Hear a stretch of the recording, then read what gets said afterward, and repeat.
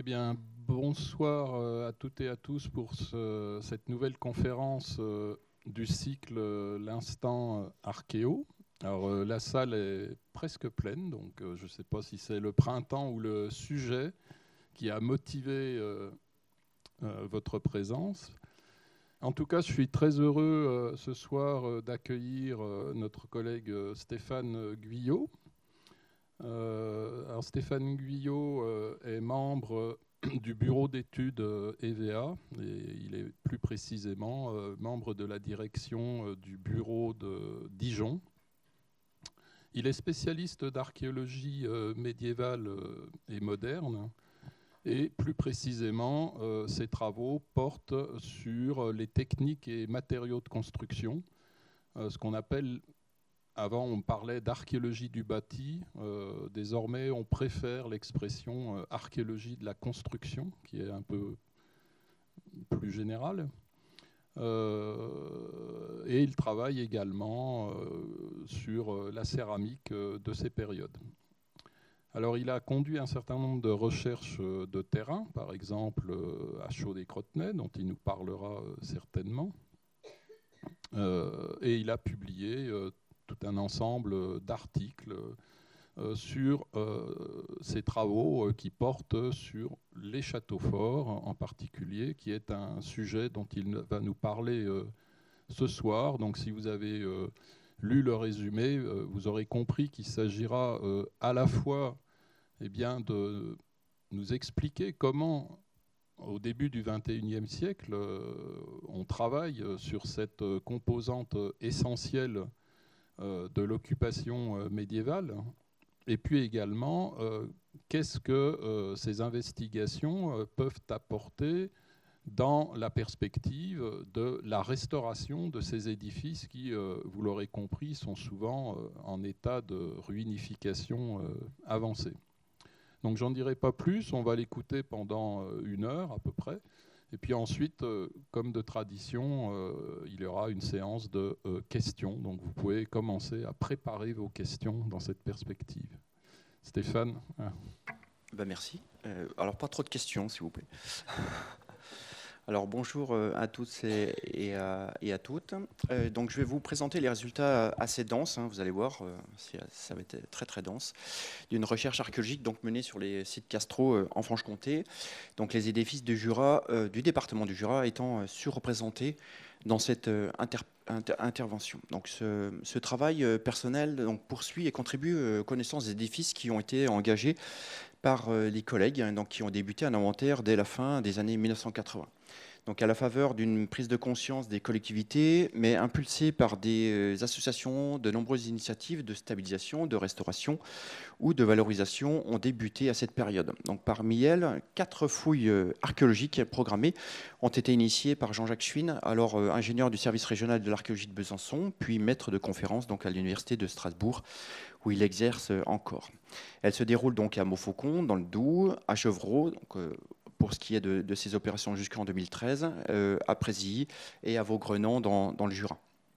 Ces opérations donc, ont donné naissance à un programme de recherche sur lequel je me suis donc raccroché avec plusieurs autres fouilles, en particulier sur les châteaux de Sey, sur la commune de Chassagne-Saint-Denis dans le Doubs, de Chaudet-Crotenay, de Chevreau donc, entre 2015 et 2022, et à Oliferne sur la commune de Vecles, puis à partir de 2020 à Montrond, tous donc dans le Jura. La problématique première est orientée sur l'évolution et les caractéristiques des circulations dans le château de Pierre et d'autres interventions dans le cadre de l'archéologie préventive ou d'expertise archéologique ont aussi porté sur les édifices de Doubs ou de Haute-Saône. Donc au total, 18 sites ont fait l'objet d'une fouille archéologique dans ces 20 dernières années. Donc ils sont localisés sur la diapositive. À titre d'exemple, l'étude du château de Sey à Chassagne-Saint-Denis, qui a donc débuté en 1996, et vous avez vu l'ouvrage sur la table, est toujours en cours, tout comme celle de Présilly depuis plus de 30 ans. Toutes ces opérations ont un vecteur commun, donc celui d'être au préalable ou en parallèle de stabilisation ou de restauration des constructions en ruine, émergentes ou faisant l'objet donc de restitution partielle. Avant d'aborder l'archéologie dans les châteaux de pierre, il m'a paru important donc vous présenter le maillage relativement dense des constructions castrales en Franche-Comté et donc du comté de Bourgogne, et de faire un rappel sur une question qui peut être totalement naïve, mais qui a son importance pour les moins initiés. Donc cette question est: qu'est-ce qu'un château? Alors pour ce qui est du premier point, le maillage castral en Franche-Comté, donc cette diapositive illustre toutes les mentions collectées depuis les années 80, c'est-à-dire un point, une mention, ou un point, un site prospecté. Cet inventaire porte sur 1325 mentions identifiées qui se répartissent donc régulièrement sur les 4 départements de l'ancienne région. Donc vous avez les chiffres, 539 dans le Jura, 425 en Haute-Saône, 298 dans le Doubs et seulement 38 sur les territoires de Belfort. Comme vous le constatez, donc la concentration des sites se situe en plaine, alors que le 3e plateau du massif est assez peu fourni. Vous notez aussi une forte concentration le long des principaux cours d'eau, donc comme le Doubs ou la Saône, mais aussi sur les rebords de terrasses du plissement donc, du massif.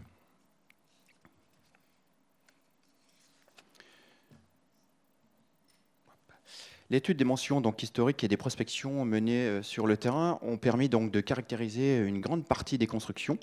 Donc, pour le seul département du Jura, donc, qui est le plus avancé, donc, a fait l'objet de majeure partie des prospections récentes. 4 types de constructions sont identifiés: les châteaux de terre et de pierre, les tours de guet et les maisons fortes. Donc, les données font actuellement l'objet d'une révision et d'une reprise donc toute récente pour une publication donc, et une exposition qui est prévue dans le second semestre 2025 au musée de Lons-Saunier. Avant d'intervenir sur les châteaux de pierre, je voulais aussi rapidement aborder les châteaux de terre, donc c'est-à-dire les mottes, car elles n'amorcent pas seulement la militarisation du territoire, mais les dernières recherches plaident pour une continuité de leur occupation et fortification jusqu'au XIVe et XVe siècle. Leur occupation donc s'effectue alors en parallèle du développement des châteaux de pierre dès la seconde moitié du XIIe siècle et surtout durant le XIIIe siècle. Les recherches les plus récentes montrent que leur présence dans le Jura n'est pas attachée à une évolution constructive et architecturale, mais davantage à l'absence du socle géologique pour construire les bâtiments.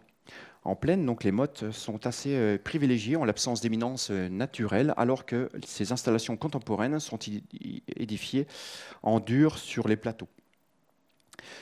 Les recherches ne permettent en revanche pas d'assurer la construction systématique des bâtiments en bois, comme donc les livres ont pu nous l'enseigner dans notre scolarité. Mais les quelques fouilles archéologiques réalisées témoignent toutes de constructions en dur, c'est-à-dire en pierre. Les constructions en bois sont bien perçues et identifiées, mais pour des habitats périphériques.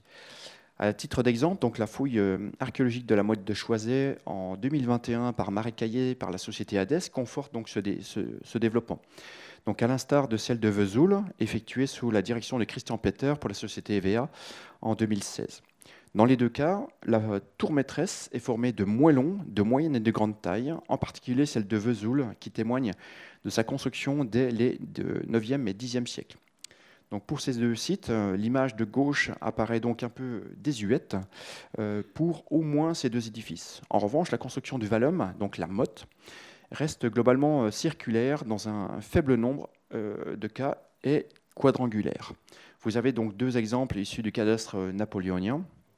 Alors, de forme quadrangulaire, l'une des mottes de la commune d'Arinthod, dans le sud du Jura, et les deux autres, donc celle parfaitement circulaire de Chemin, donc pas très loin de Dole, et celle ovale entourée des deux eaux, donc des deux faits, qui est également dans la plaine bressane. Outre la fouille dans la motte de Choiset, qui révèle donc son état des XIIIe et XIVe siècles, les vestiges les plus précoces vous sont présentés sur cette diapositive. Donc vous avez la motte de Vesoul à gauche et les vestiges donc, du haut château de Sey sur la commune de Chassagne-Saint-Denis, donc dans le Doubs à droite. À Vesoul, l'occupation et la tour, qui se développent donc malheureusement sous l'oratoire, sont fixées par 5 datations par le radiocarbone entre la fin du IXe siècle et du Xe siècle. Donc elles sont directement donc, sur une occupation romaine. La tour, dont vous avez donc un flanc en gris foncé d'un peu plus de 2 mètres d'épaisseur, pourrait donc mesurer jusqu'à 10 mètres de côté. Nous sommes donc très loin, donc très très loin de la tour en bois que je vous montrais à l'instant. Au château de Sey, la maçonnerie, donc en photo à droite, se développe sous le logis de début du XIIIe siècle, date émise par plusieurs radiocarbones, et un fragment lapidaire donc taillé d'entrelacs que vous avez en photo. Cette construction, ce fragment lapidaire et plusieurs monnaies remonteraient au moins au Xe siècle. Ainsi, si les constructions en bois ne sont probablement pas à écarter, assurées donc par les habitats intramuros de la motte de Choiset, les fouilles archéologiques menées depuis près de 20 ans sur des contextes primitifs orientent les constructions privilégiées plutôt vers la pierre. Alors j'en arrive à cette question donc essentielle, donc qu'est-ce qu'un château ? Alors pour répondre à cette question, voici une première image qui montre le château type ou idéal vers le XVe siècle. Donc ce plan est bien évidemment différent pour les édifices antérieurs, souvent dépourvus de basse-cour, organisés de cette manière. Donc je vous laisse découvrir les espaces pendant que je parle, et vous voyez donc un château donc presque parfait avec tous les bâtiments et espaces castraux qui se répartissent au sein de 2 unités. La basse-cour à droite et la haute-cour à gauche. Donc la haute-cour que je vais parfois appeler le haut-château. Donc leur organisation interne est bien évidemment changeante selon les sites, et ceci pour de nombreuses raisons, mais l'essentiel étant les espaces inclus. Donc la basse-cour compte ainsi les espaces dédiés aux services fonctionnels du haut-château, aux ateliers. Cette basse-cour fait aussi partie intégrante du dispositif militaire de la défense du haut-château ou de la haute-cour. Après avoir fait une introduction donc assez longue, mais qui permet de fixer l'intervention, donc je vais donc aborder chacun des espaces donc du château, à l'image d'une balade dans chacun d'eux, en sautant de château en château, en vous présentant donc les résultats de plusieurs fouilles archéologiques. Alors en commençant par les basses-cours, donc elles ont été assez peu étudiées en Franche-Comté, donc celles de Chevreau et celles de Prézy dans le Jura sont les mieux caractérisées, avec toutefois le défaut majeur que les investigations programmées ont surtout porté sur les abords des courtines, donc en longeant les courtines. Dans le cadre des suivis de travaux archéologiques, il faut mentionner donc le château de Sey, sur la commune de Chassagne-Savenay, à côté d'Ornans, que j'ai précédemment donc abordé. Ce château fait l'objet de fouilles archéologiques et par conséquent de stabilisation depuis 1996. Donc vous voyez le plan, la vaste basse-cour érigée par la famille Granvelle, donc durant le XVIe siècle, mais plusieurs bâtiments sont déjà repérés dès le XIVe siècle dans cette vaste basse-cour. Plus à l'ouest, vous voyez que le haut château, qui se scinde donc en 2 propriétés, celle des Sey et des Monts-Soufflot. Alors je ne vais pas aborder donc les raisons de cette double propriété. Je pense que René Lecaltelli serait meilleur que moi, mais reste donc sur la basse-cour et le travail de l'archéologue. Donc la fouille archéologique consiste dans ce présent cas, mais ce travail est reportable sur toutes les surveillances de travaux, à réaliser un état des lieux, des vestiges et de les renseigner, notamment par des relevés. Dans ce cas, donc l'archéologue doit très rapidement fournir des indices, des preuves et un discours archéologique pour mettre en œuvre les stabilisations, voire les reconstructions pour préserver le patrimoine bâti. L'archéologie est, dans ce cas-là, ne doit pas interrompre le chantier. Donc de fait, et contrairement aux autres opérations sédimentaires ou du bâti et de l'archéologie préventive, comme programmé, le rapport d'opération est souvent attendu dans les 6 mois, voire parfois dans les 3 mois, sans s'exonérer bien sûr des premiers résultats dans les semaines ou mois suivants, c'est-à-dire dans la continuité des travaux. Vous l'aurez compris, donc la réactivité est essentielle dans ces suivis de travaux. Pour parfaire l'approche de la basse-cour, je vais aussi vous parler des résultats d'un sondage dont la problématique portait sur les accès et les circulations dans le château. Donc cette approche n'est pas inédite, mais plusieurs sites ont ainsi fait l'objet d'une investigation. Donc c'est notamment ici le cas de Chaux-de-Cretenay que vous avez donc illustré sur la diapositive. Vous pouvez voir donc le plan général, l'implantation des circulations fouillées avec les flèches en rose, un plan qui représente l'évolution du bâti et des constructions de la fin du XIIe siècle à 1674, donc date de son abandon théorique après le siège de Louis XIV. Pour ce qui est des clichés, il s'agit donc du sondage réalisé au devant de la porterie de la 3e évolution de la basse-cour, c'est-à-dire intégré dans la surface du 4e agrandissement de la basse-cour, donc comme le montre sa localisation dans le cadre bleu. Donc ce sondage a permis de mettre en évidence une voie pavée directement sous la terre végétale, donc limitée de part et d'autre par un mur bordier, ce que vous voyez sur l'image. Il ne s'agit alors pas d'un petit aménagement, mais bien d'une circulation construite dont la chronologie s'inscrit entre le 15e et la fin du XVIIe siècle, puisque 3 États ont été reconnus dans ce seul sondage. L'accès primitif de la fin du XIIe siècle n'est en revanche pas identifié, mais devait sans nul doute être placé à ce même endroit en raison de la topographie du site.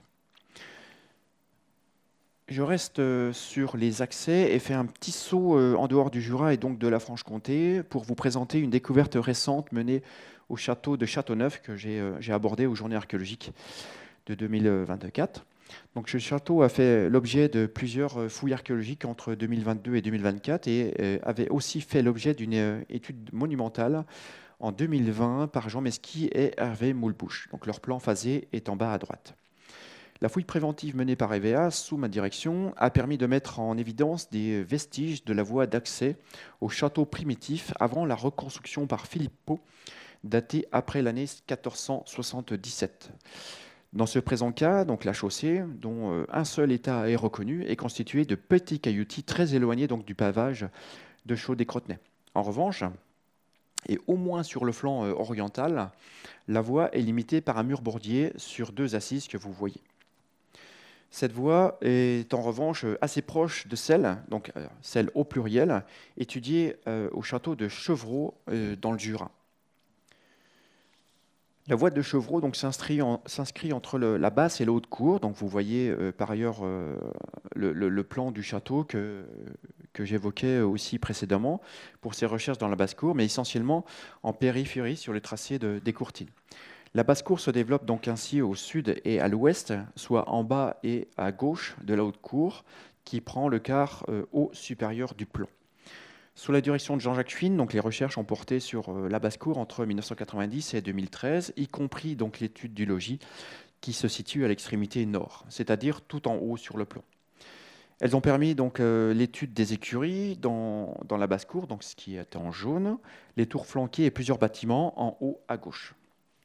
Je reviens donc aux circulations qui sont localisées par les flèches roses. Donc la fouille de 2015 à 2022 a porté sur la rampe d'accès entre la basse et la haute cour, dont la problématique portait sur les origines du château. Les résultats des fouilles de l'aire ouvert de cette rampe d'accès révèlent donc l'existence de 14 niveaux de circulation conservés de manière très disparate, donc qui s'étalent du Xe siècle, c'est-à-dire avant la première mention du château du XIIe siècle, jusqu'en 1636, date de son abandon donc théorique. Pour chacun des 14 sols repérés, chacun est associé à une reprise ou à une construction décelée dans la haute cour ou plus directement dans cette rampe. C'est ainsi donc le cas pour le déplacement de la porte d'accès de la haute cour dans le courant du XIIe siècle. Donc ce déplacement est représenté entre les 2 images supérieures. Donc l'installation et les modifications du mur bahut longitudinal engendrent aussi des recharges de la voie.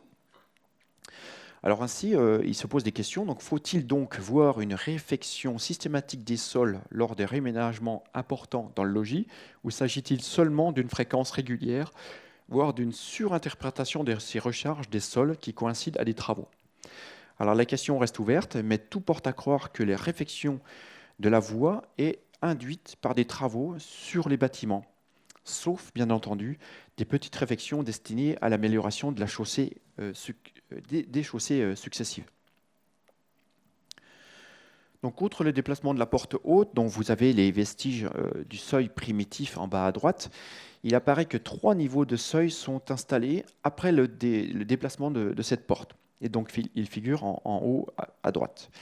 2 portes charretières se succèdent entre le XIIIe et la fin du XVe siècle, date à laquelle l'installation de la chapelle est faite sans fondation directement sur les sols de la rampe. Donc l'obturation partielle de la porte charretière est actée par une porte piétonnière, ce qui explique donc la conservation d'une seule crapaudine que vous avez sur la photo. 3 autres clichés donc, représentent un panel des circulations rencontrées, essentiellement constitué donc, de caillotis, qui montrent des signes d'usure, particulièrement sur une bande de roulement entre 1 mètre à 1,50 m de largeur. Donc cette largeur correspondrait à l'empattement des charrettes que l'on estime le plus couramment autour d'1,20 m. Donc une seule recharge adopte une forte concentration en mortier de chaux, donc elle est sur le cliché de droite. Donc essentiellement constitué de petits caillotis, ces sols sont assez identiques à celui donc évoqué à Châteauneuf en Côte d'Or. À Chevreau, et de manière totalement mathématique, le renouvellement des sols s'effectue donc sur une fréquence de 34 années en moyenne, ce qui n'apparaît pas une durée totalement détachée en fonction des réflexions déjà connues. Donc à titre de comparaison, la fréquence de changement des planchers dans le logis de Chaudet-Crotenay ou de Sey apparaît d'une cinquantaine d'années. Par le passé, donc la basse-cour et les accès, le cheminement amène à traverser donc, le fossé. Donc pour ce faire, 4 années de fouilles ont été nécessaires de 2012 à 2015 pour repérer une large tranchée dans le fossé donc, du château de Chaudet-Crotenay. Ces opérations ont permis d'étudier donc la contrescarpe, la culée orientale, 4 piles du pont dormant et la porterie de la haute cour. 5 travées donc se déploient dans le fossé sous 1,70 m à 2,40 m de comblement. Donc la fouille n'a pas permis de reconnaître la nature du tablier. En revanche, les dimensions de ce fossé et donc de ce pont sont de 8 mètres de hauteur au maximum pour 20 mètres de largeur. Donc la fouille des 2 extrémités permet par ailleurs d'attester l'existence d'une inclinaison de 80 cm entre la contrescarpe et le sol de la haute cour. Donc les particularités de ce pont ne résident pas seulement sur cette seule inclinaison, mais sur son tracé. Donc comme vous pouvez le constater sur le plan et sur les clichés hauts, le pont dormant est courbe. Alors quelques exemples comparables ont été retrouvés sur les territoires nationaux, mais ils appartiennent essentiellement à des environnements fluviaux, ce qui n'est donc pas du tout le cas ici. 2 appareils sont remarqués pour édifier donc les piles du pont dormant, donc comme le montrent les 2 relevés d'appareils. Ils sont totalement différents. Donc au centre de la diapositive, les 2 piles orientales et la façade de la porterie appartiennent à la construction originelle du XIIe siècle, alors que les 2 piles et la culée orientale appartiennent plus volontiers à la lourde restructuration de Charles de Poupée à partir de 1485. Donc Charles de Poupée est le chambellan et premier sommelier du roi Charles Quint, c'est-à-dire il possède une certaine richesse, donc lui permettant cette profonde restructuration du haut château. Alors l'archéologie, en particulier par le mobilier, prouve que le château, au droit des piles, est assurément curé puisque seuls des mobiliers des 15e et 17e siècles a été collecté. Donc je vous présente seulement 3 des 15 tessons de porcelaine de Chine identifiés et datés par Bing Jiao du CNRS comme une production de la fin du 15e siècle et du début du 16e siècle que l'on trouve en France. Donc Charles de Poupée possède donc une richesse certaine qui lui permet donc l'importation de cette vaisselle et donc ses ambitions constructives dans le château. Après les accès par les voies ou les ponts, 2 portes de haute cour ont fait l'objet donc d'une étude. Ces 2 portes sont très différentes. Donc la première, la porte fortifiée de Chaudet-Crotenay, et la seconde, une simple porte à barreaux du château d'Oliferne au sud du Jura. La porte d'Oliferne, qui mesure donc 1,33 m, donne accès à la haute cour sous la tour maîtresse. Donc aucune structure défensive n'est observée à proximité, et les 2 marches découvertes interdisent assurément l'accès au chariot. Cette impossibilité donc n'est réellement pas une surprise, puisque 34 mètres séparent altimétriquement la porte de la basse-cour à cette porte de la haute cour. Donc le site d'Oliferne est en effet un site très très escarpé. Pour ce qui est de la porterie de Chaudet-Crotenay, donc c'est une belle construction dont les façades sont en pierre taillée et réglée, de moyenne et de grande dimension. Donc elle dispose d'un encuvement pour recevoir le pont-levis à bascule. Donc il s'agit du seul pont-levis à bascule actuellement reconnu dans le département du Jura et en plus étudié.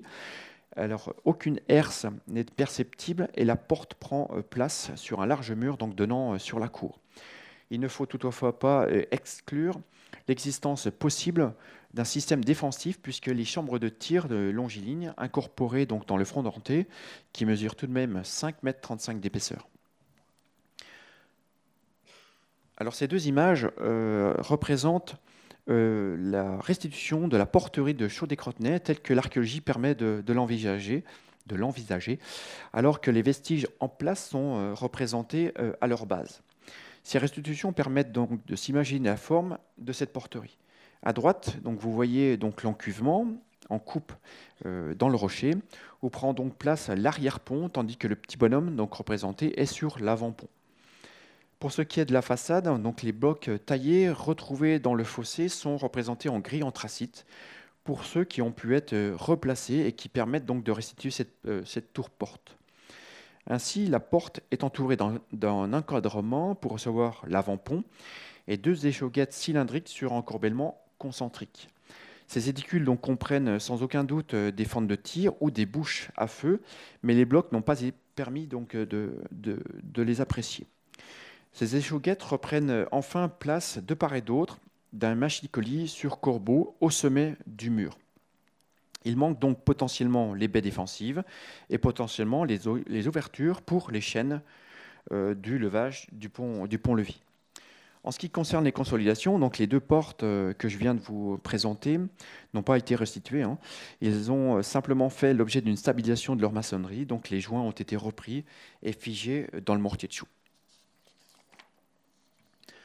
Avant de revenir sur la cour de Chaudet-Crotenay, je me permets de repartir à Châteauneuf, toujours en Côte d'Or, quand il s'agit d'une étude récente dans le cadre de l'archéologie préventive. Donc, comme je l'ai précédemment évoqué, mais aussi du fait que les travaux sont dorénavant terminés, je tenais à vous présenter donc les résultats de l'étude de la tour de la porte. Donc, c'est une des tours d'entrée. Alors, dans ce cadre, les maçonneries ont été restaurées et une toiture a été replacée sur la tour. Je vous ferai voir tout à l'heure les photos. Et je voulais aussi parler de la tour principale du château d'Auricourt en Haute-Saône. Donc, analyse du bâti réalisée dans le cadre d'une expertise archéologique avant travaux. Les deux édifices trouvent une implantation identique, donc celle d'être flanqués à la courtine de la haute cour de chacune de leurs châteaux et aussi en position proche de la porterie. À Châteauneuf, donc l'étude du bâti atteste que la construction de la tour s'effectue au cours d'une seule phase chronologique qui appartient au premier quart du XVe siècle. Datation donc émise par plusieurs mesures par le radiocarbone, mais aussi par l'étude monumentale de Jean Mesqui et d'Hervé Moulbouche. L'homogénéité constructive donc, se remarque par la couleur violet appliquée sur le phasage, sur les vignettes. Alors, quelques travaux tardifs sont aussi reconnus en jaune ou en vert, mais la couleur rouge témoigne de la construction et la conservation de la courtine primitive du XIIIe siècle. Alors, ces aplats rouges témoignent et renseignent du mode opératoire de la construction de la tour. Donc, la courtine primitive est ainsi démontée en deux brèches verticales permettant donc de chaîner les deux murs de la tour. Ces vestiges, les vestiges de l'enceinte, alors représentés par une bande verticale rouge, sont plus tardivement coupés par la fenêtre en bleu. Alors, le plan vertical n'est par conséquent conservé qu'au premier étage. Avant de revenir donc sur Châteauneuf, voici un parallèle qui témoigne que les restructurations verticales pour le percement ou le remplacement des fenêtres sont fréquemment rencontrées en archéologie du bâti. Donc, comme vous pouvez donc le voir sur trois autres bâtiments, qui sont donc la maison forte de Chalain dans le Jura, où ces percements sont réalisés à la fin du XVIIIe et du XIXe siècle, la chapelle castrale du château d'Auricourt, qui reçoit donc les ouvertures du début du XVIIIe siècle après sa désacralisation. Et enfin, donc, la façade du logis du château de Valleroy, où deux séries de croisées sont installées, donc c'est les fenêtres avec des croix, sont installées donc, dans le courant du XVIe siècle. Alors, ces percements verticaux s'effectuent donc le plus souvent depuis la rase, c'est-à-dire la base de la toiture, jusqu'au rez-de-chaussée. Et dans ces trois cas-là, donc, ils sont associés à la modification des planchers intérieurs. Je reviens donc sur Châteauneuf pour vous présenter donc l'après-étude qui a permis donc figer une partie des éléments reconnus, donc en particulier les enduits qui sont pour l'intérieur comme pour l'extérieur des revêtements donc originels de la tour de la fin du XVe siècle. Donc la charpente a été restituée en reprenant les dimensions et l'architecture de la tour aux archères qui se trouve donc directement à son sud, de l'autre côté de la porterie.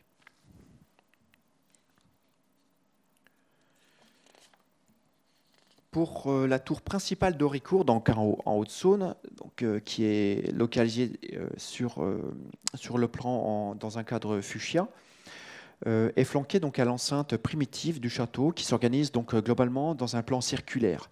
Donc cette tour de 28 mètres de hauteur en extérieur pour environ 8 mètres de côté présente actuellement 5 niveaux, dont un premier niveau donc aveugle de près de 9 mètres de hauteur. Donc l'intérieur de ce niveau est seulement accessible depuis une trémie centrale donc ouverte dans une voûte en berceau.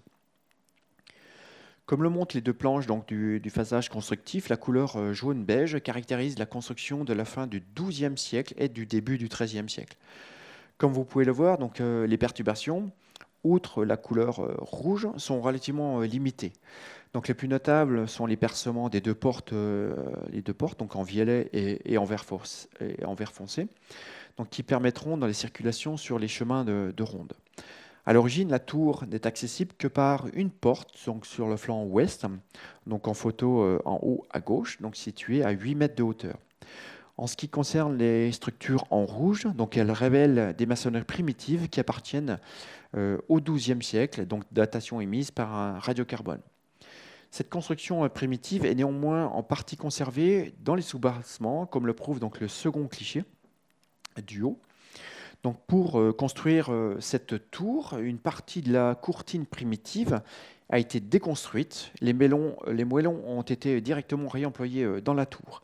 Donc les maçons n'ont pas, en revanche, pas du tout totalement démonté la courtine, puisque le chaînage primitif des deux courtines est conservé donc en fin de tour. Donc c'est le deuxième cliché.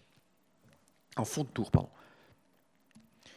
Donc je reste sur la tour principale d'Auricourt, mais avec d'autres illustrations. Donc celle-ci représente toutes les structures en bois de cette tour, en particulier les niveaux de plancher ou de construction. Donc comme vous le voyez, donc, il est possible que les niveaux aveugles aient reçu un plancher intermédiaire plutôt que de laisser ce profond volume.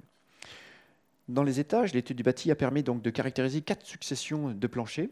Alors en orange, les niveaux de la tour primitif de la fin du XIIe siècle et du XIIIe siècle. En violet, le changement d'un plancher à l'étage lors du percement de la porte nord qui mène donc au chemin de ronde nord dans le courant du XIIIe siècle.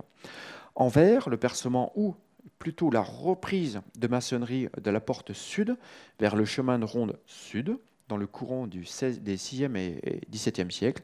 Et enfin, dans les années 90, donc l'actuel propriétaire réinstalle des planchers. Ils sont donc représentés en bleu. Vous aurez donc noté que le mur sud, donc qui penche réellement, ce n'est pas un défaut d'optique. Donc ce niveau trouve a priori son origine dans le percement de la porte sud vers le chemin de ronde.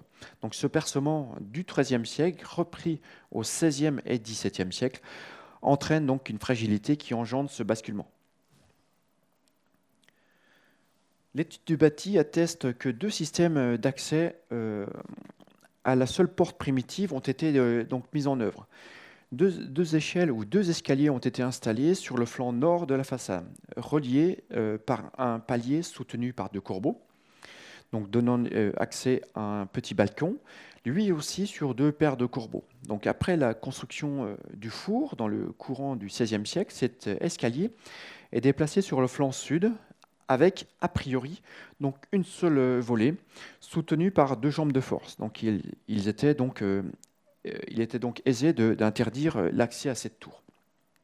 Enfin, vous avez vu la restitution du our sommital, donc, dont l'étude devait aborder son existence et éventuellement proposer une restitution.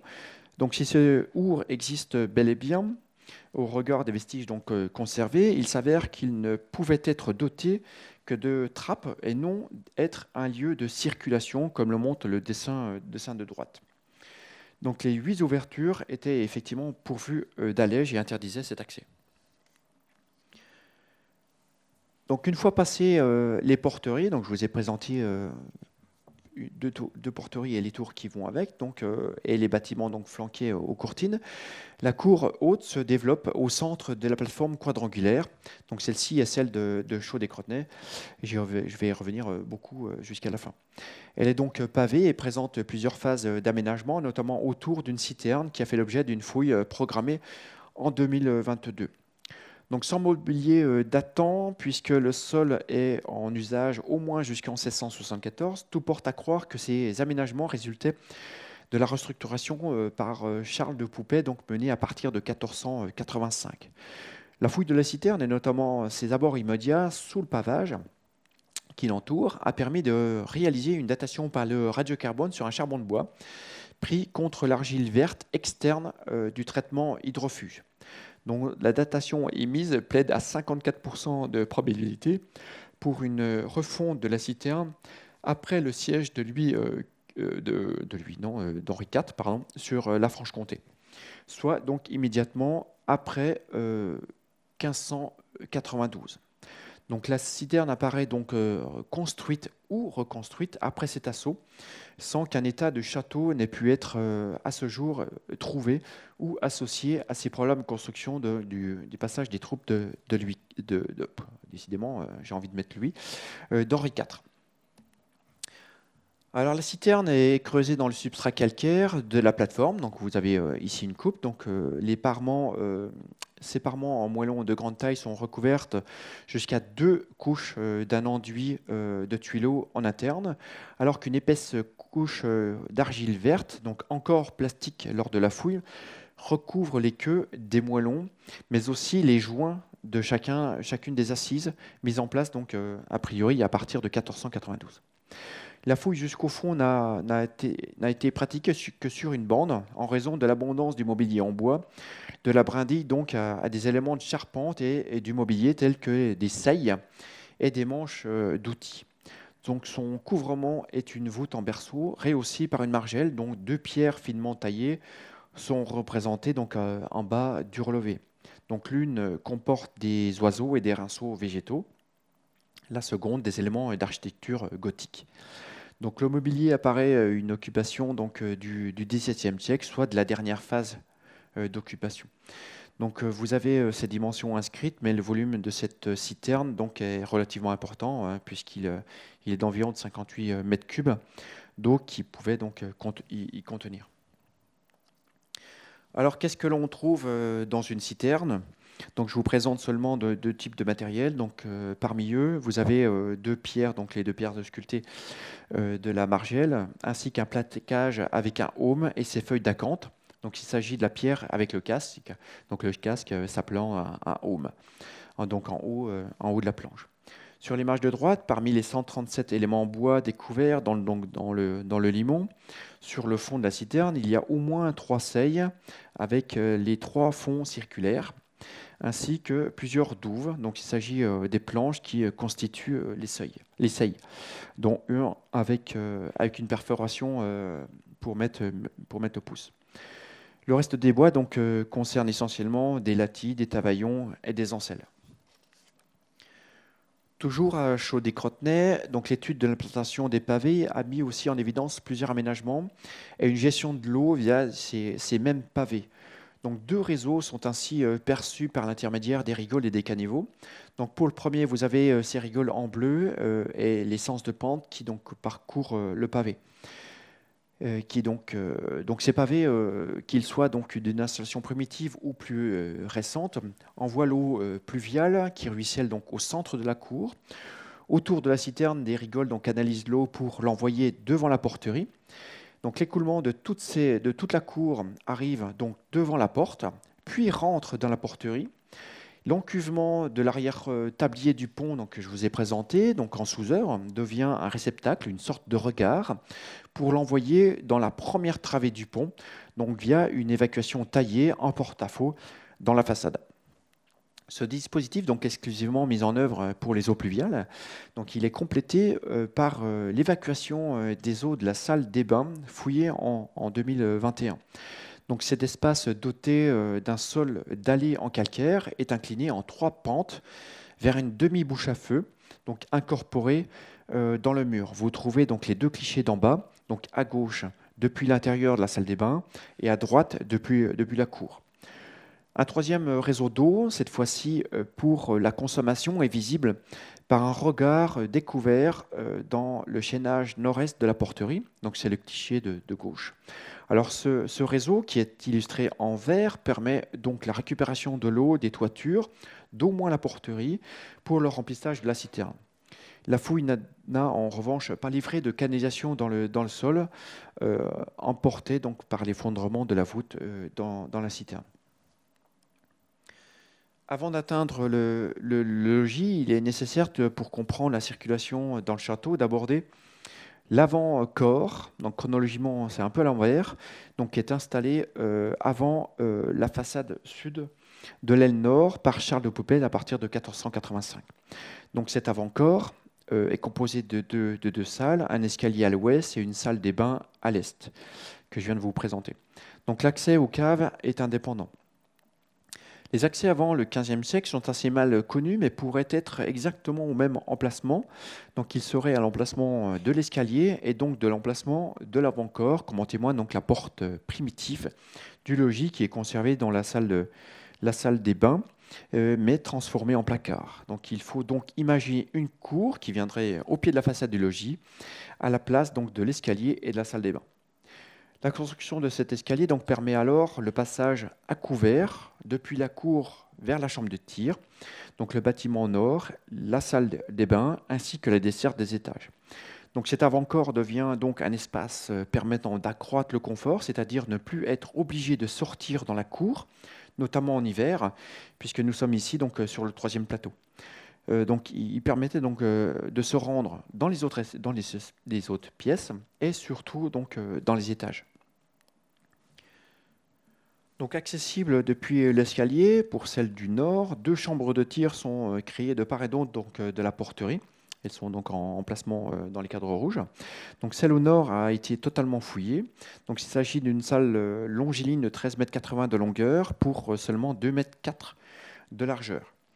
Donc cette salle est incorporée au mur bouclier qui permet la défense de l'un des fonds d'entrée, donc des plus épais de Franche-Comté, notamment du Jura, puisqu'il atteint 5,35 m d'épaisseur. Donc la mauvaise conservation, en revanche, du mur bouclier ne permet pas d'attester l'existence de fentes de tir ou de canonnières le long de cette chambre de tir. Donc il faut imaginer jusqu'à 5 à 6 ouvertures défensives qui permettaient donc de défendre le pont. Et à titre de comparaison, donc, le site de Châteauvillain sur la commune de Bourg-de-Sirois en compte jusqu'à 9 sur son front d'entrée.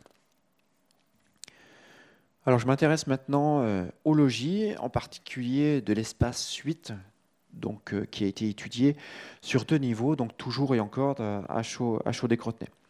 Comme vous le voyez, donc, cet espace comprend une cave semi-rupestre, et un rez-de-chaussée accessible directement depuis la cour, donc jusqu'aux travaux de 1485. À partir de cette date, l'installation de l'avant-corps, donc, que je viens de vous présenter, oblige à passer par l'escalier. Contrairement à ce que vous voyez, et jusqu'au milieu du XIVe siècle, cet espace ne comporte pas de cave, mais seulement le rez-de-chaussée et de probables donc, étages, puisqu'ils installent un escalier. Aucun accès de cette cave n'est constaté avant la fouille de 2022. Donc vous voyez en haut à droite les circulations avec les flèches bleues pour accéder aux 2 caves et aussi à la tour circulaire nord-ouest. Entre les 2 caves, le mur de refend comporte, lui, une large ouverture donc en pierre de taille. Donc elle est visible sur la coupe orthophotographique en haut à gauche. Le cliché montre donc une vue, donc cliché en bas, montre une vue donc par drone au-dessus de la falaise. Et donc, comme vous pouvez le constater, c'est donc près de 5 mètres d'épaisseur de gravats qui ont été retirés manuellement en 4 années de fouilles. Avec les 5 prochaines diapositives, donc je vais tenter de vous vous faire comprendre l'évolution de logis qui est assez complexe. Donc pour cette première coupe stratigraphique, identifier parfaitement la difficulté, donc celle d'avoir deux niveaux de circulation, donc un rez-de-chaussée et une cave en sous-sol. La fouille se prolonge vers l'est, donc sous la seconde salle, qui est en cours de fouille depuis 2024, sur tout le flanc nord de la plateforme. Donc ainsi, nous savons que la salle, donc au rez-de-chaussée, est en place au XIIe siècle, mais pour des raisons que l'on ignore, donc cette salle est percée dans le courant du XIVe siècle pour créer une cave. Donc vous avez ainsi les vestiges d'une voûte en place, mais effondrée. Donc elle est représentée par des pierres dessinées en art de siècle et sa restitution donc en tiret et en marron. Alors je ne sais pas si vous voyez bien le marron. Donc cette voûte est en réalité une seconde voûte reconstruite par Charles de Poupée. La voûte initiale, qui appartient donc à la cave percée du XIVe siècle, a été retirée pour être remplacée donc à partir de 1485. Cette première voûte est restituée par des tirets bleus, car une amorce des voûtins a été conservée dans le bâti. Comme je l'évoquais, donc les raisons sont assez mal cernées, mais l'essentiel s'oriente autour des travaux connexes, dont la résultante dans ce bâtiment est le remplacement des sols. Ainsi, pour chacun des grands espaces et des travaux, est finalisé par la réfection des sols qui sont malgré tout tous conservés. Donc à ces époques, les seigneurs préfèrent mettre le nouveau sol sur l'ancien, ce qui permet, nous, archéologues, d'identifier les sols successifs mis en place, et en tout cas c'est ce cas ici. Donc ces sols successifs, vous les voyez par les liserés marrons horizontaux surlevés, puisqu'ils n'ont pas été détruits lors du remplacement de cette voûte. Alors l'identification de cette succession est établie par des vestiges des planchers, c'est-à-dire les fibres de bois, qui ont permis de réaliser plusieurs datations par les radiocarbone associées à du mobilier.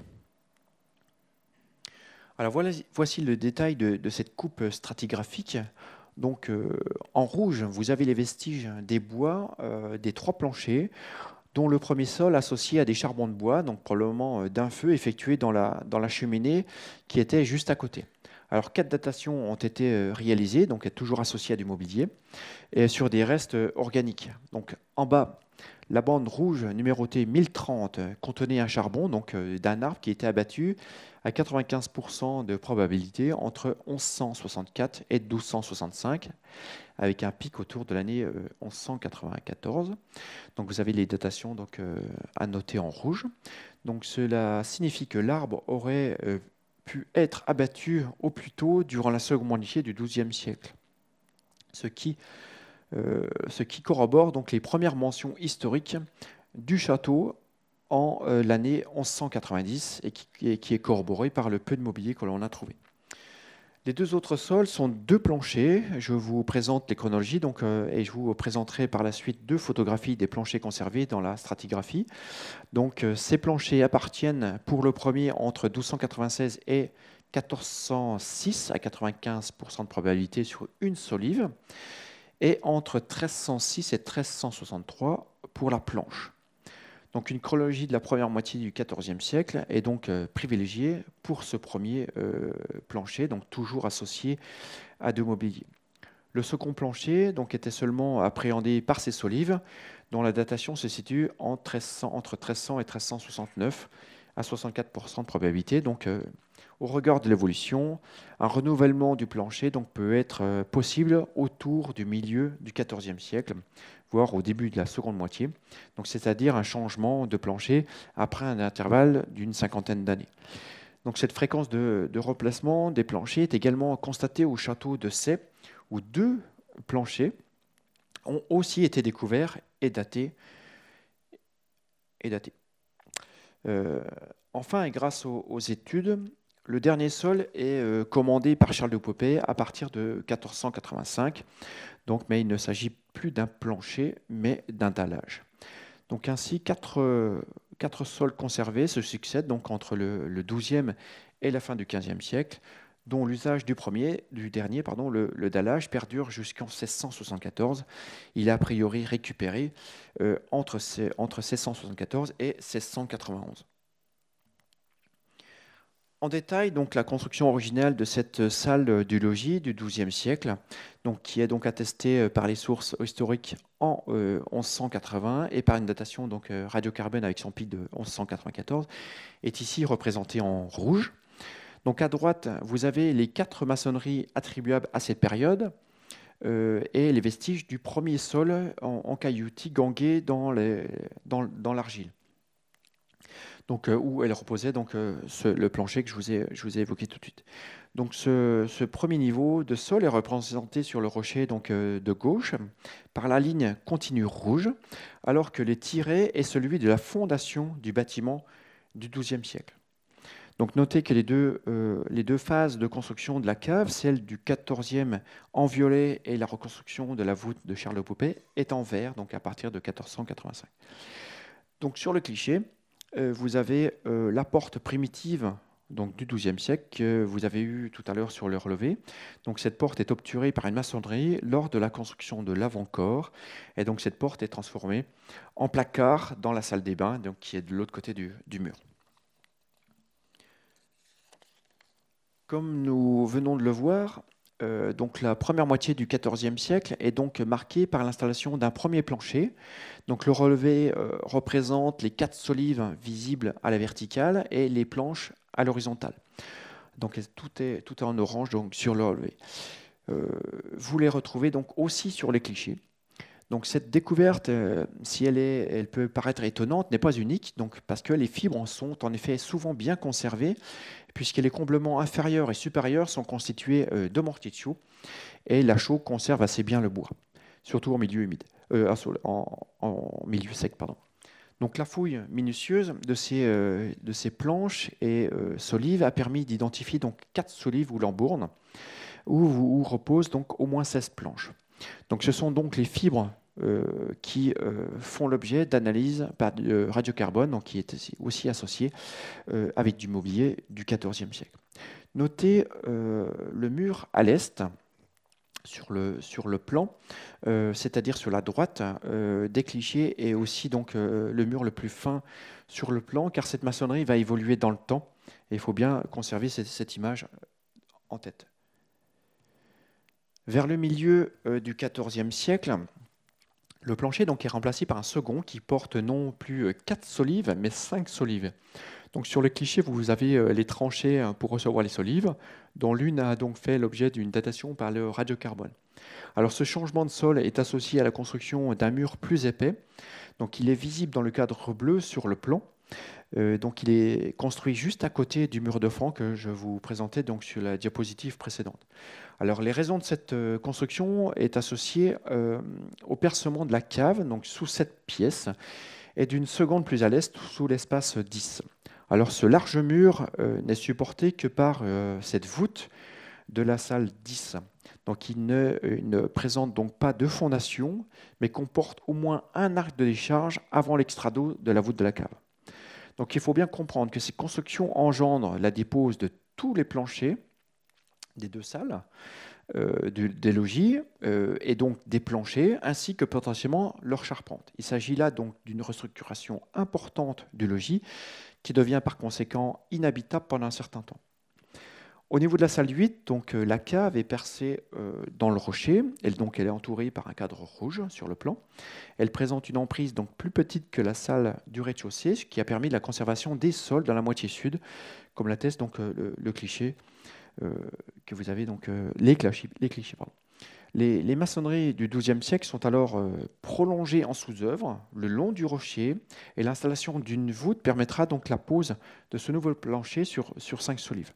Alors dès lors, le sol du XIIe siècle et le premier donc, plancher sont supprimés au droit de la cave, malgré tout conservés dans le tiers nord que vous avez sur les photos.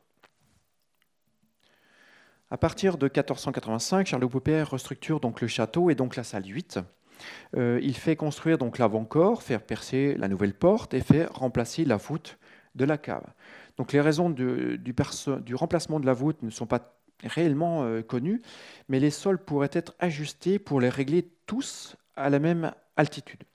Donc le sol est encore une fois remplacé non pas par un troisième plancher, mais par un dallage.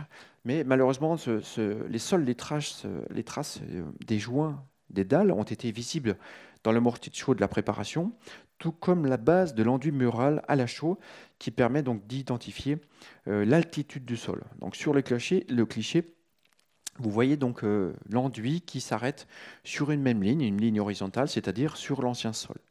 Donc ce dallage a été récupéré après le passage des troupes de Louis XIV et avant 1691 où il y a eu une vente de matériaux. Le relevé donc non pardon, je vais trop vite. Donc le relevé de gauche témoigne encore une fois de l'installation de la cave sur deux périodes, donc vers le milieu du XIVe siècle en violet, et donc du changement de la voûte qui est en vert. Pour rappel, donc le rouge est la construction du XIIe siècle. Enfin, notons qu'une porte est aussi percée dans le rocher de la cave pour l'accès à la tour circulaire nord-est. Il est matérialisé par une flèche rouge.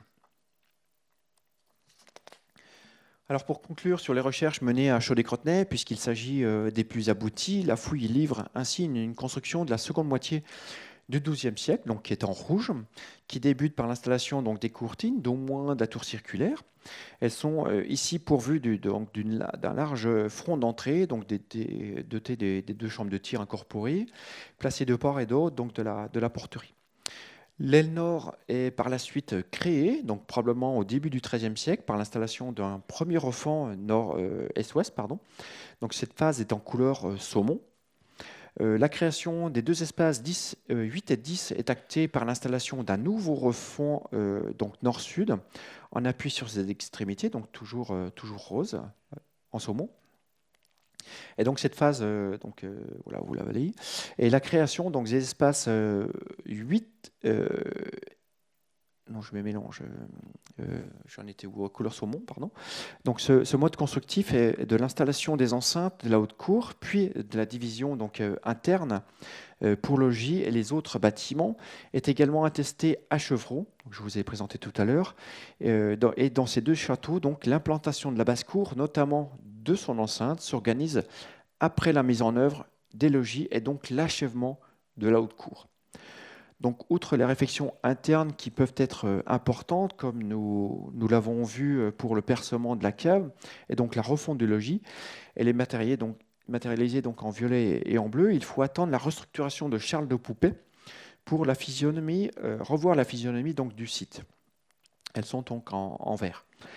D'une manière générale, les passages des troupes de Louis XI dans le comté de Bourgogne engendrent de très lourds travaux, puisque la très grande majorité des sites investis durant la prospection inventaire donc de 2004-2010 témoignent de lourdes restructurations qui sont également l'occasion d'améliorer le confort et les châteaux, et ainsi d'adopter les nouvelles structures de défense pour recevoir les armes à feu.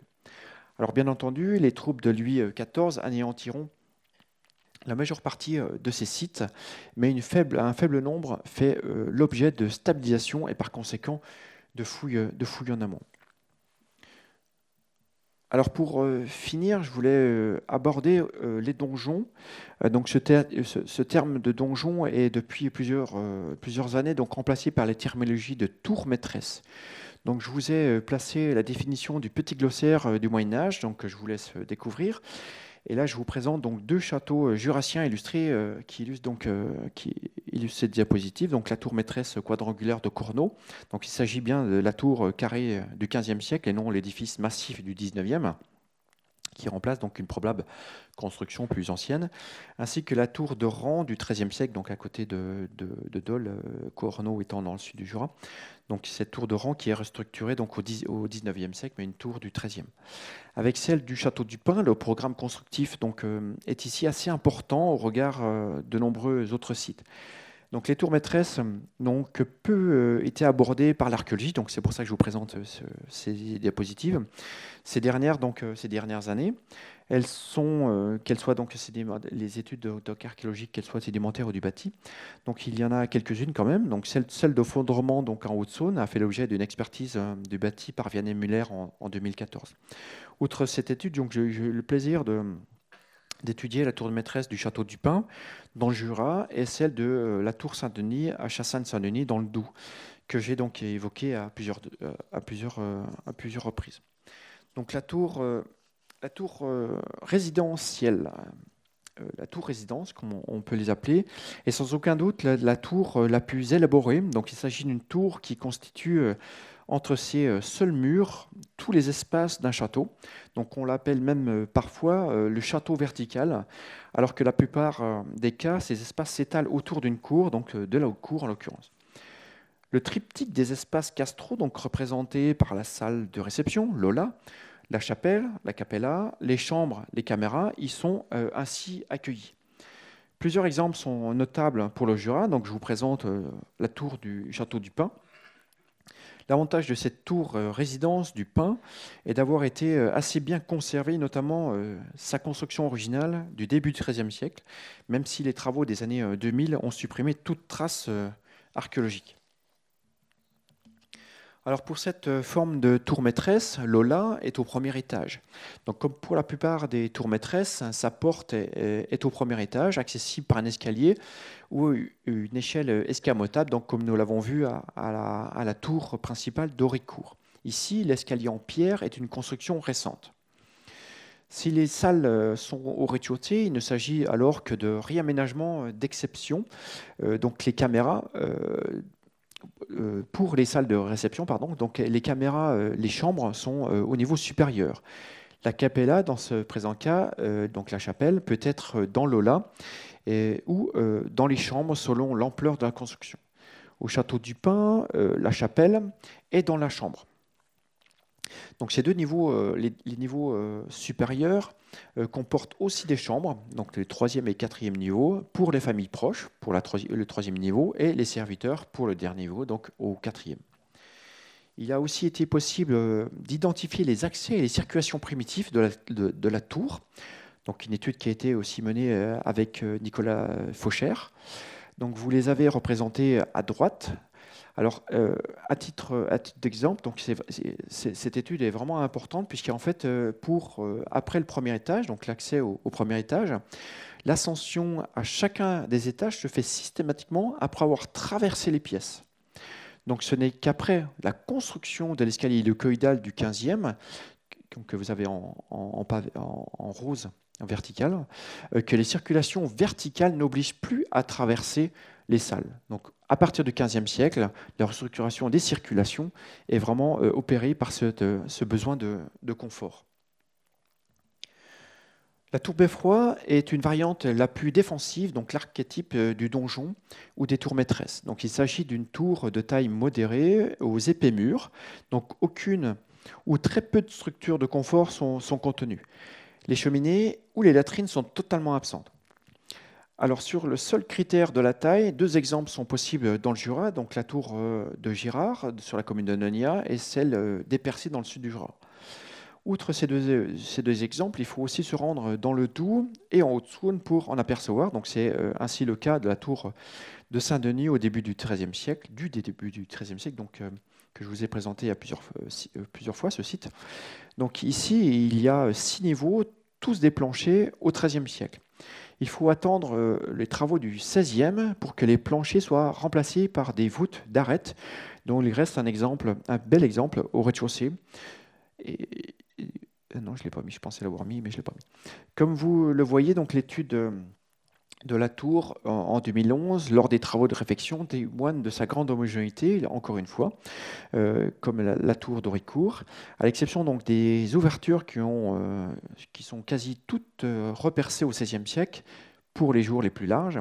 Un seul exemple de jour est conservé du XIIIe siècle.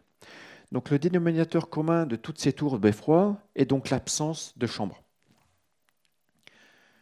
La tour mixte est une association de ces deux premiers types donc, de tours maîtresses. Donc, elle regroupe ainsi les fonctions défensives et d'habitat.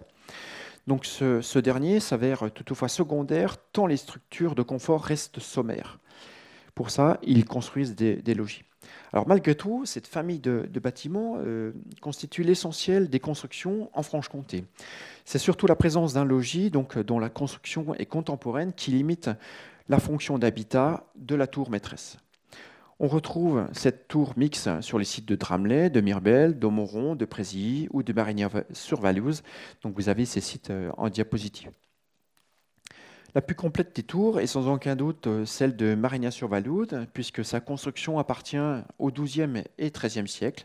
Donc je mentionne aussi le très bel exemple de la tour circulaire de Rupt-sur-Saône, en Haute-Saône, que vous avez sur le cliché. Alors, je vous l'avais indiqué durant mon introduction, mais ici, cette diapositive conclura donc mon intervention. Donc, un atlas pardon, de plans de 130 sites a été réalisé. Donc, il permet par conséquent de réaliser une typologie de sites. Donc, cet aboutissement écarte de facto l'idée traditionnelle que chaque plan est issu de l'un des deux tracés orthonormés développés. Donc le plan philippien, qui est quadrangulaire doté d'une tour maîtresse circulaire détachée, ou le plan Plantagenet, qui est toujours quadrangulaire mais doté d'une tour maîtresse dans les angles. Comme vous pouvez le voir donc sur la diapositive, si l'on prend seulement le plan général des constructions des deux principaux types, donc sont appréhendés, donc simplement deux. Donc le plan Briviline évoquant donc un plan centré et un plan longiligne évoquant un plan allongé. Alors la première famille est représentée par 6 sous-groupes, donc les carrés, les rectangulaires, trapézoïdales, polygonales irréguliers, circulaires ou ovoïdales. La majeure partie des sites s'inscrit comme polygonal irrégulier, puisqu'ils sont créés en fonction de la topographie, c'est temps que ça se termine, hein, je bafouille, du site et des affleurements rocheux pour les édifices donc sur les plateaux. Pour le répertoire des plans longilignes, ils se répartissent dans 2 sous-familles, les trapézoïdaux ou les polygonaux irréguliers. Alors, si certaines préférences sont visibles par la seule construction des espaces, la basse et la haute cour, force est donc de constater que l'adaptation du monument au site est systématique, même si les travaux colossaux sont assurément, comme nous l'avons vu donc pour Cholet-Courtenay, sont parfaitement visibles. Donc enfin, j'achèverai mon exposé par cette liste d'archéologues amateurs, de bénévoles et d'étudiants qui, sans eux, les objectifs et les résultats de ces fouilles ne pourraient être atteints. Donc vous êtes présentés et ainsi donc être publiés. Je vous remercie.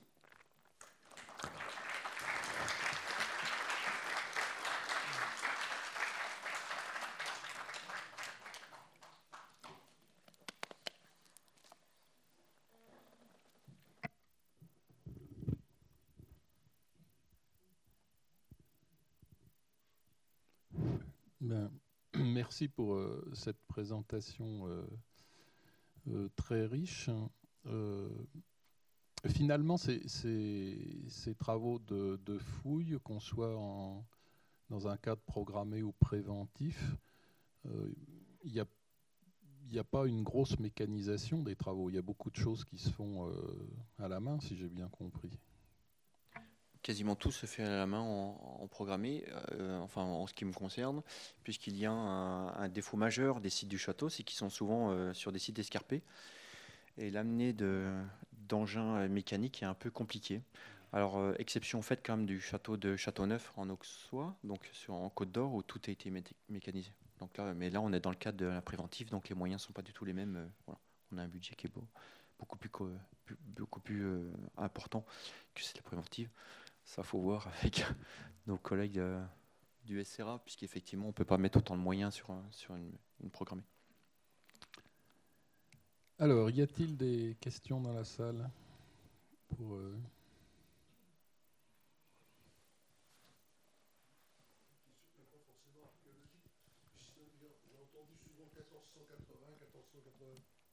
J'ai entendu souvent 1480, 1492, 1495. Le fait que la date, elle revienne souvent, c'est quoi qui a permis de dater plus précisément cette période-là? C'est ce que je vous disais tout à l'heure. Donc, il y a une vraie évolution architectonique et architecturale, enfin, dans le sens inverse d'ailleurs, puisqu'en fait, il y a une évolution des structures. Donc, il y a un besoin de confort qui se fait ressentir Alors pas forcément uniquement en Franche-Comté et comté de Bourgogne, mais dans la totalité du territoire national. Donc ça, c'est systématique. Dans tous les châteaux, quasiment, le 15e est une période charnière. Alors il y a ça, il y a un besoin de confort qui est engagé par la noblesse, la grande noblesse. Et après, ça se réduit. Et il y a aussi le besoin, en fait, de s'adapter à l'arme à poudre, l'arme à feu. Alors, le château est un peu tardif. Alors, il y a Maxime Messner qui avait présenté les éléments à la journée archéologie 2024. Donc, en fait, on s'aperçoit que l'évolution militaire des structures donc, se fait essentiellement à partir du XIVe siècle, de la seconde moitié du XIVe siècle, en ville. Donc ça, c'est assez rapide, puisqu'en fait, le développement de la poudre se fait on va dire, à peu près à la fin de la première moitié du XIVe siècle. Oui. Et donc, elle est assez vite visible sur les sites urbains. En revanche, dans les châteaux, qu'est-ce qui se passe? Je ne sais pas, mais ça se situe quasiment un siècle plus tard. Voilà. Mais en tout cas, ils ont l'arme à feu dans les sites, puisque, je ne sais pas si je ne l'ai pas vu, mais Alix Giordano, qui fait sa thèse sur les châteaux comtaux dans le Jura, enfin non, en Franche-Comté, pardon, a identifié la présence d'armes à poudre dès la première moitié du 15e, si je ne me trompe pas. Voilà. Donc les structures défensives ne sont pas adaptées, en revanche, ils peuvent utiliser les armes. Est-ce qu'il y a d'autres questions?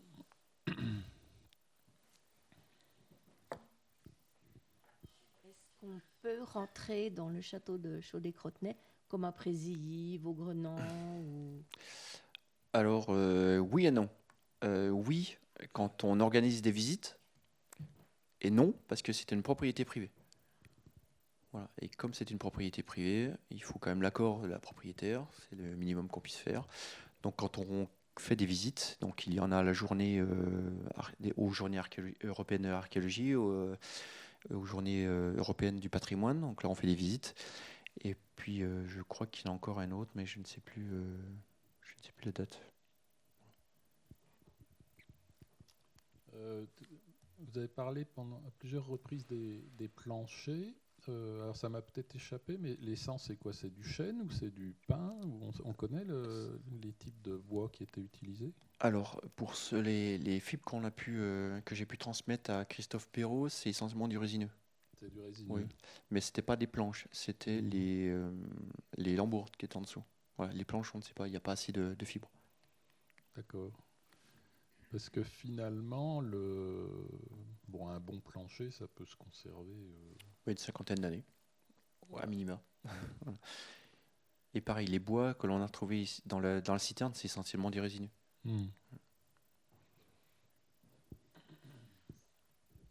Oui, je suis émerveillé par votre maîtrise du sujet, que confirme la qualité de tous vos croquis, de vos dessins, etc. Et surtout le fait que vous franchissez les siècles, que vous ne restiez pas au Moyen-Âge, que vous allez jusqu'à l'époque moderne. Et à ce sujet, je poserai une question, puisque on commence à bien connaître un peu ces milliers de châteaux, donc là dans Franche-Comté. Est-ce que chronologiquement, on arrive à voir donc dans les siècles la construction des châteaux, etc. Est-ce que ça signifie au point de vue politique? Et la deuxième question, parmi les constructeurs, donc il y a un certain nombre de grandes familles féodales, je pense aux Chalon, je pense aux comtes de Bourgogne, aux Chalon-Arlay, etc. Est-ce qu'il y a eu, selon les familles, des types de construction? Ou si c'est donc fonction du hasard ou des moyens techniques? Alors déjà, merci pour le compliment pour mes plans. Alors aussi bien je peux faire des beaux plans, autant je ne suis pas très bon en historien. Donc ça, je vous laisse cette charge-là. Le premier, c'est l'évolution des châteaux. Alors ça, je n'ai pas forcément travaillé dessus, c'est Jean-Jacques Chune qui a essentiellement travaillé dessus. Donc effectivement, il y a une évolution qui se fait, voilà, essentiellement par les grandes familles. Donc il y a un déploiement déjà par les grandes familles, et après on reprend par je ne vais pas dire des sous-familles, mais des branches, l'évolution de ces familles-là. Et puis le deuxième, j'ai perdu le fil. J'ai perdu. Les grandes familles féodales, il y avait des types de forteresses qui s'imposaient ou qui s'essayaient Alors, je crois que Jean-Claude Jean-Jacot avait évoqué ce sujet-là sur les Viennes. Moi, pour ce qui est des chalons, parce que j'ai plusieurs constructions des chalons, il y a au moins un type de décor que l'on retrouve autour des portes. C'est systématiquement le même. C'est un chanfrein avec un écoinçon pyramidal. Ça, on le trouve dans tous les chalons et on le trouve essentiellement que sur les chalons. Pour l'instant, je n'ai pas trouvé d'éléments sur d'autres sites. Donc au moins, alors est-ce que c'est lui qui commande ou si c'est les mêmes tailleurs de pierre? Ça, aucune idée. Mais en tout cas, effectivement, pour l'entourage des portes, il y a au moins ce système-là. Pour tout ce qui est le plan général des châteaux, en fait, c'est compliqué de pouvoir répondre puisqu'en fait, il s'adapte tellement au site qui va permettre de fonder les châteaux. Il y a pas pour moi, j'arrive pas à avoir d'adaptation entre les différentes familles. Encore faut-il, pour les familles les plus anciennes, les familles primitives, pouvoir identifier le château primitif.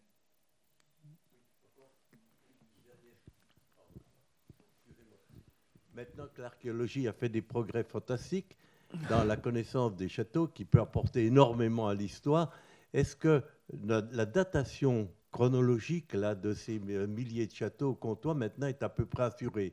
Est-ce qu'on peut se fonder pour établir un peu au point de vue politique justement l'évolution qui a connu depuis le XIe au XIVe et XVe siècle? Et ça serait très important si on a des certitudes, si vous voulez, pas des certitudes, mais quelque chose de valable.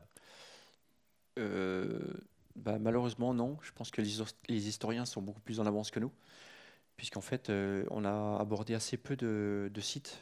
Et pour l'instant, ça se limite juste à des prospections, à la collecte d'informations pour les 1300 sites, j'entends. Pas sur les 130 sites que l'on a pu étudier avec Jean-Jacques Schwinn ou Yves Jalin. Voilà. Donc c'est assez limité comme exploration. Voilà. En revanche, effectivement, les historiens, on s'appuie sur eux parce que c'est eux qui ont fait le plus gros boulot, au moins sur plus de sites que nous, voilà, archéologues.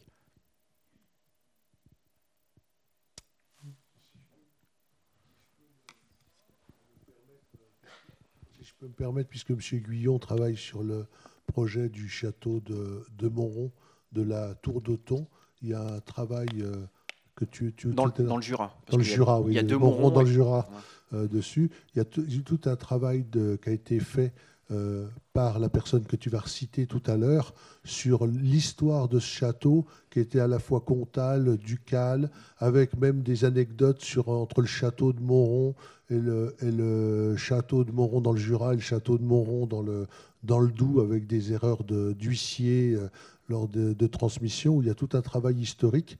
Et personnellement, je participe de loin à ce projet-là. C'est très intéressant ce travail archéologue et historien auquel M. Guyon participe. Donc, je ne sais pas, peut-être tu peux reciter le nom de la personne, voilà. Parce qu'il y a une publication qui a été faite. Oui, il y a une publication sur Monron, donc Jura, qui a été faite par Alix Giordano, sur son master qui a été publié. Et maintenant, donc, elle est rentrée dans sa deuxième année de doctorat. Donc, ses directeurs de thèse sont Hervé Maulbouche, Olivia Puel et je participe également. Donc, elle est en train de faire un gros travail sur les châteaux comtaux, donc avec des opérations archéologiques programmées également. Et donc ça, je pense que ça va faire évoluer grandement les études.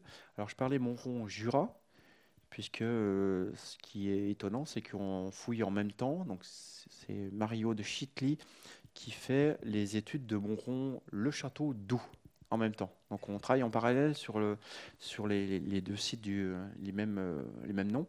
Et puis ça va leur permettre de faire une intervention à la Société d'émulation du Jura le 19 juillet de mémoire à Monron, Jura. Voilà, donc je fais de la publicité.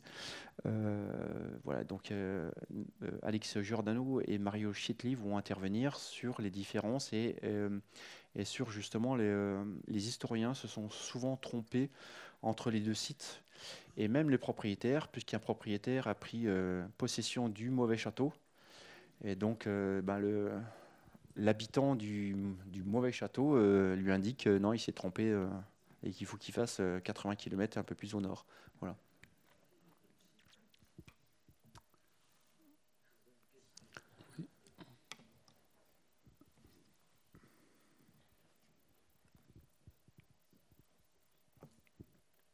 Merci. Ma question concerne les dispositions constructives que vous prenez lorsqu'il est possible pour préserver les ruines. Est-ce qu'il y a une ingénierie derrière qui est préconisée? Comment vous procédez? Je me retourne vers mes collègues du SRA parce que ça me dépasse un peu cette question-là, mais je vais quand même tenter de vous répondre. Alors, il y a plusieurs choses. C'est la DRAC qui gère, hein, qui décidément, qui gère les chantiers, le projet. Donc voilà, c'est les deux services, la direction régionale des affaires culturelles a deux services, service de la conservation des monuments historiques, le service régional de l'archéologie. Donc c'est eux qui vont statuer sur le projet, il faudrait de l'aide sur le projet de restitution. Donc les services des monuments historiques, quand ils sont classés ou inscrits, donc, vont y mettre un cahier des charges assez bien restrictif pour tout ce qui est restitution, restauration, stabilisation et autres. Et de l'autre côté, le service régional d'archéologie va y mettre aussi un cahier des charges. Donc pour ce qui est mon propre cas, donc par exemple au Château de Sey, qui est celui qui est un petit peu au centre des deux services, sous l'égide des deux services. Donc en fait, on a un cahier des charges, on répond au cahier des charges qui est donc sollicité, qui est émis par l'État. Et donc on est en amont des travaux. Donc on va faire notre étude. Donc il y a deux choses. Alors je rentre dans le complexe, hein. Soit on est en amont vraiment des travaux. Donc on va faire notre étude. On va produire une étude. Donc soit une étude intermédiaire, soit une étude complète. Et on peut être aussi en parallèle pour des raisons. Par exemple au Château de Sey, vous avez vu la tour avec les échafaudages. Ben, je ne peux pas faire l'étude depuis le sol. Donc là c'est vraiment en amont. Donc l'entreprise va monter les échafaudages. On fait déjà un premier levé par drone. Après, on monte les échafaudages. Je fais l'expertise. Donc, durant l'expertise, les services, donc aussi bien conservateur du monument, la conservation des régionales des monuments historiques et le service régional d'archéologie, on va discuter. Alors, toutes les semaines, tous les mois, ça dépend. Voilà. Il peut aussi y avoir un architecte qui gère aussi les travaux. Voilà. C'est de plus en plus le cas d'ailleurs, et c'est obligatoire depuis 2009. C'est ça. Et donc on en parle très très régulièrement. Les stabilisations, les restaurations ou les consolidations, enfin les reconstructions peuvent soit commencer, soit donc il y a un petit délai pour attendre nos relevés et notre documentation finale. Voilà. Tout dépend en fait de la nature du bâtiment et du projet, et voilà. Tout est variable. Par exemple, comme vous l'avez vu à Auricourt, là c'était juste une expertise, c'était pas une étude du bâti. Donc le relevé a été fait par drone. Le montage d'échafaudage, si le projet se poursuit jusqu'au bout, sera dans quelques mois, quelques années. Et donc là, il a fallu produire une étude avant, bien en amont des projets. Voilà. Donc tout est différent. Et ça, c'est essentiellement les deux services de la DRAC qui donnent un petit peu le tempo. Puis après, bien sûr, c'est au niveau des finances, au niveau... voilà, tout est lié, en fait. Mais tout est différent selon les projets. Oui, enfin, non, mais je l'incorpore avec... plutôt, enfin, avec la conservation régionale des monuments historiques. Voilà. Pour moi, c'est deux entités, sauf si je me trompe. Mais il faudrait envoyer le micro, parce que je m'y perds là.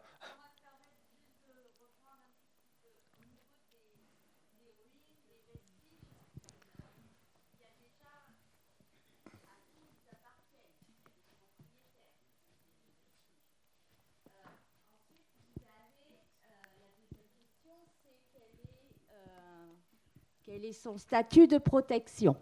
Donc, vous avez les monuments historiques. Ils peuvent être donc classés, inscrits. Et s'ils sont avec cette protection, donc il y a un service des monuments historiques donc à la DRAC. S'il y a ce type de protection, cela va engendrer un périmètre de 500 mètres autour des vestiges. Et là, rentre en jeu l'architecte des bâtiments de France. C'est-à-dire qu'il va, lui, regarder tout ce qui concerne les projets qui vont, en fait, avoir un impact de visuel sur le monument historique classé, inscrit. Ensuite, on parle du service régional de l'archéologie quand on va toucher aux vestiges archéologiques, donc aussi bien le bâti ou le sous-sol. Donc là, on peut passer dans un statut qui est de s'il y a des impacts par rapport aux travaux de restauration, c'est-à-dire si la restauration va faire disparaître du vestige archéologique, parce que quand on restaure un monument, on peut être amené à enlever tout un pan de mur, on peut enlever donc des fenêtres, des sols, et toucher surtout au sous-sol. Donc là, à partir de là, il y a destruction de matière archéologique, et c'est là où le service régional va intervenir pour pouvoir faire ce qu'on appelle en fait un état de conservation par l'écrit, par l'étude. Donc là, ici, on va avoir une intervention, ce qu'on appelle l'archéologie préventive.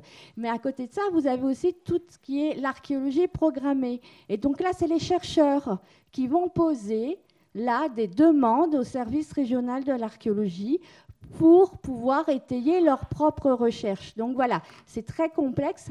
Et pour répondre à la question sur qu'est-ce qu'on fait après de ces vestiges, il y a plusieurs solutions. Si on est dans le cadre de la restauration d'un monument historique, on a fait intervenir un archéologue pour pouvoir donner des informations pour choisir la meilleure restauration, quel état du site on va restaurer. Bon, là, je ne rentrerai pas plus dans le détail parce que ce n'est pas mon métier. Mais ensuite, si vous n'avez pas de protection de titre classé ou inscrit, le vestige archéologique appartient donc à quelqu'un. Et donc aussi, ça a un coût de préserver ces vestiges.